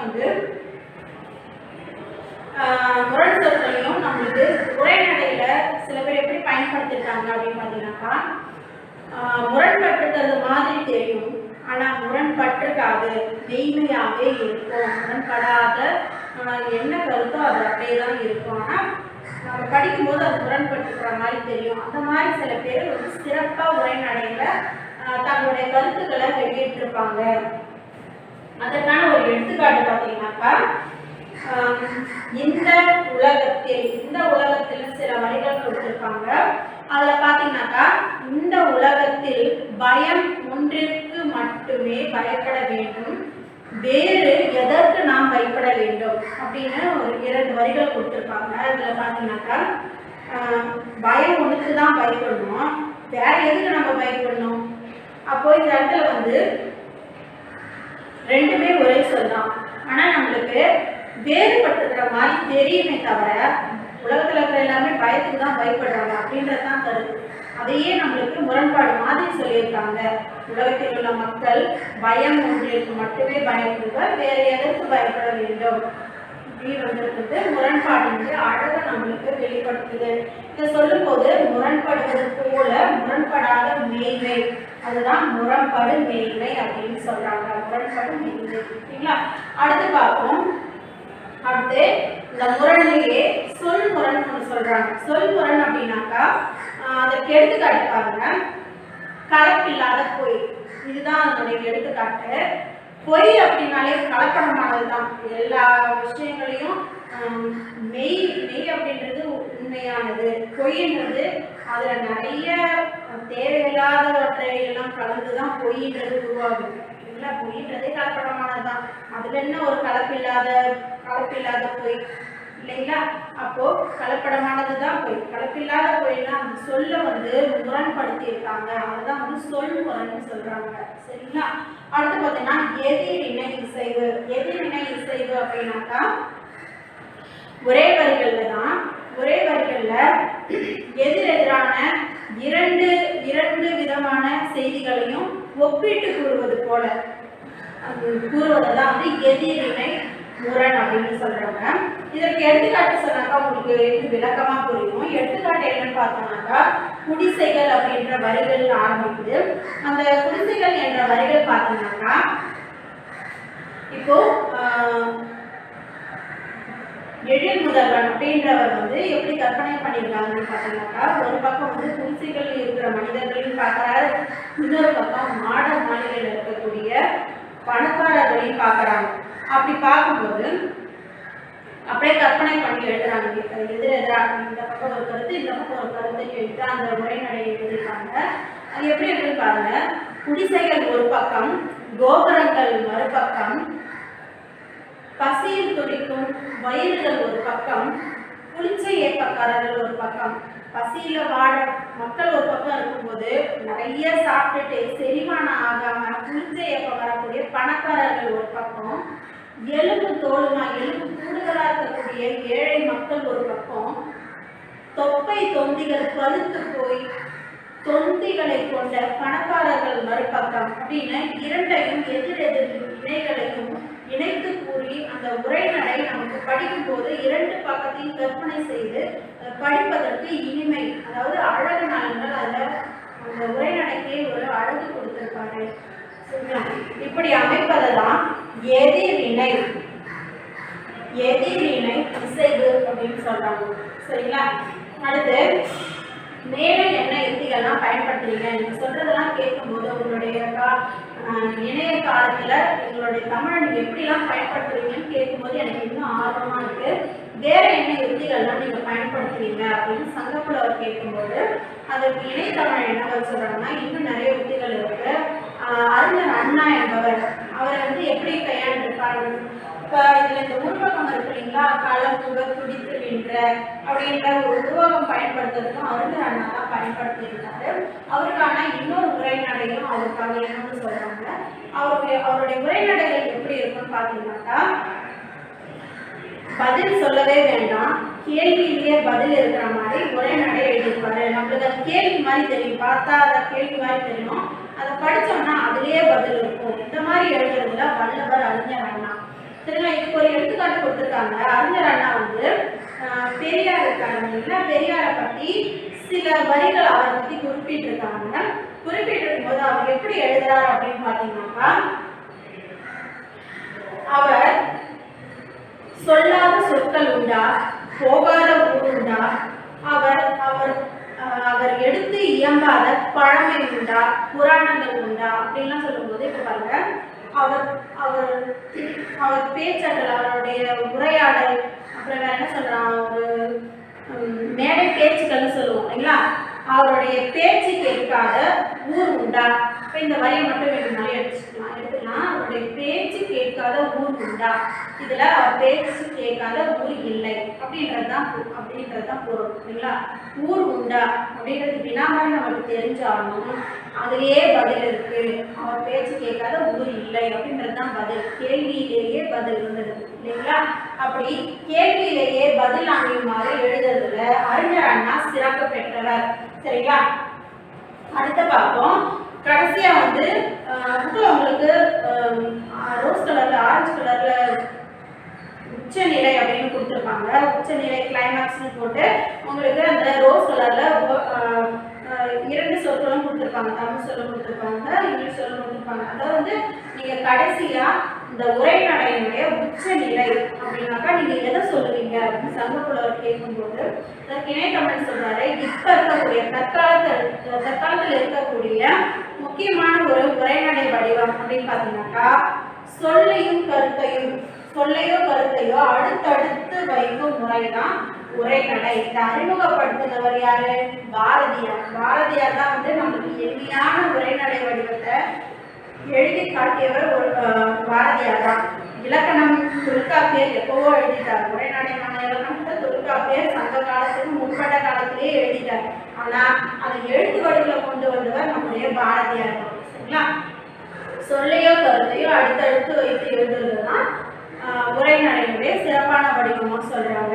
இதுல பாத்தீங்கன்னாக்கா இந்தியா தான் அப்படின்னு சில வரிகள் எழுதியிருக்காரு. இந்தியா தான் என்னுடைய மோட்சம், அடுத்து இந்தியா தான் என்னுடைய சுவாசம் அப்படின்லாம் சொல்லும்போது இந்தியா தான் என்னுடைய இளமை காலத்தினுடைய யவ்வனம் அப்படின்னும், என்னுடைய கடைசி காலம் சொல்லுவாங்க இல்லையா, கடைசி காலத்தினுடைய காசியும் அதுதான். என்னோட இளமை காலத்தில் நம்ம இளமையில வந்து வளமையா இருக்கும். நம்மளுடைய இளமைன்றதே சிறப்பு பொருந்தி அந்த காலகட்டம், நம்மளுடைய வாழ்க்கையிலே சிறப்பான இனிமையான காலகட்டம்னு இளமை காலம்னு சொல்லுவோம். அந்த இளமை காலத்துல நான் பார்த்து ரசிக்கக்கூடிய அழகுகளை ரசிக்கக்கூடிய என்னுடைய யவ்வனம், என்னுடைய சுதந்திரமான என்னுடைய இடம் எதுனா இந்தியா அப்படின்னு இந்தியாவை புகழ்ந்து தான் இந்த சொற்கள்லாம் சொல்றாங்க. என்னுடைய எல்லா மக்களுமே தன்னுடைய கடைசி காலம், தன்னுடைய முதிய காலத்துல வந்து காசியில போய் கழிச்சு அவங்க உயிர் விட்டாக்கா மோட்சம் அடைவாங்க அப்படின்னு சொல்லுவாங்க இல்லைங்களா. அப்போ அந்த கடைசி காலத்துல காசிக்கு செல்வது எவ்வளவு புண்ணியமோ அவ்வளவு புண்ணியம் என்னுடைய இந்தியாவில் நான் இருக்கிறது அப்படின்னு இந்தியாவை பெருமைப்படுத்தி தன்னுடைய உணர்வுகளை பாரதியார் அடுத்தடுத்து தன்னுடைய கருத்தை எடுத்து உரைநடையில வெளியிட்டிருப்பாரு, தன்னுடைய கருத்தை வெளியிட்டிருப்பாரு. இது வந்து படிப்பதற்கு அந்த உரைநடை சிறப்பானதா இருக்கும், அந்த வரிகளுக்கு ஒரு உயிர் கொடுத்த மாதிரி இருக்கும். சரிங்களா. இப்படி உரைநடையை பயன்படுத்துறதுல பாரதியாரும் சிறப்பு பெற்றவர். இது போல உரைநடை என்பது அக்கால இலக்கியங்களோடு ஒப்புமைப்படுத்தினா இந்த துணை பாடத்துல நம்மளுக்கு கொடுத்துருக்காங்க. சங்க பாடல்கள் எல்லாம் நம்மளுக்கு இணையத்திலையும் அடுத்து பார்த்தோம்னாக்கா நூல் நிலையங்கள்லையும் நிறைய இருக்கு அப்படின்றதெல்லாம் எழுதுதல் அப்படின்னு சொல்லுவாங்க. இப்போ கடைசியா பார்த்தீங்கன்னாக்கா எனக்கு வந்து அந்த 1 மணி நேரம் டைம் முடிஞ்சிருச்சு, நான் கிளம்புறேன்னு சொல்லிட்டு உடனே கிளம்பிடுவாங்க. சங்கப்புலவர் என்ன சொல்றாங்க பார்த்தீங்கன்னாக்கா, இணையதளம் வந்து மடிக்கணினின்னு ஒன்று வச்சிருக்கிறேன்னு சொன்னாலே அந்த மடிக்கணினி பற்றி நம்ம கேட்காமலே விட்டுவாங்க. அடுத்த வாட்டி வரும்போது மடிக்கணினியில் எங்களுடைய இந்த நூல்கள் எல்லாத்தையும் நாங்கள் எடுத்துகிட்டு வந்து காட்டுறேன்னு சொன்னாங்க. அந்த மடிக்கணினி பற்றி நம்ம கேட்காம விட்டுட்டோம்னு யோசிச்சுட்டே இருக்கும்போது அவருடைய அந்த காலை நேரம் கிளம்பிடும். இந்த மாதிரி ஒரு உரையாடலாம் முடிச்சுட்டாங்க. இந்த துணைப்பாடம் முழுவதும் நம்மளுக்கு என்ன சொல்லியிருக்காங்கன்றத ஒரு முறை முழுதா பார்க்கலாம். உரைநடையின் அணிநலன்கள் அப்படின்ற துணைப்பாடத்தை முதல்வன் எழுதியிருக்கிறாரு. இவருடைய புதிய உரைநடை அப்படின்ற நூலிலிருந்து நம்மளுக்கு இந்த துணைப்பாடம் கொடுத்துருக்காங்க. இந்த நூலுக்கு சாகித்ய அகாதமி பரிசு வாங்கியிருக்காங்க. அது வந்து அவரை பார்த்தீங்கன்னா நம்ம அவருடைய குறிப்புகள் எல்லாத்தையும் நம்ம பார்த்தோம். அடுத்து நுழைமுன் பகுதி பார்த்தோம். அடுத்து அவங்களுடைய 2 பேருடைய உரைநடையில ஆரம்பிச்சு உரைநடையிலேயே முடியுது.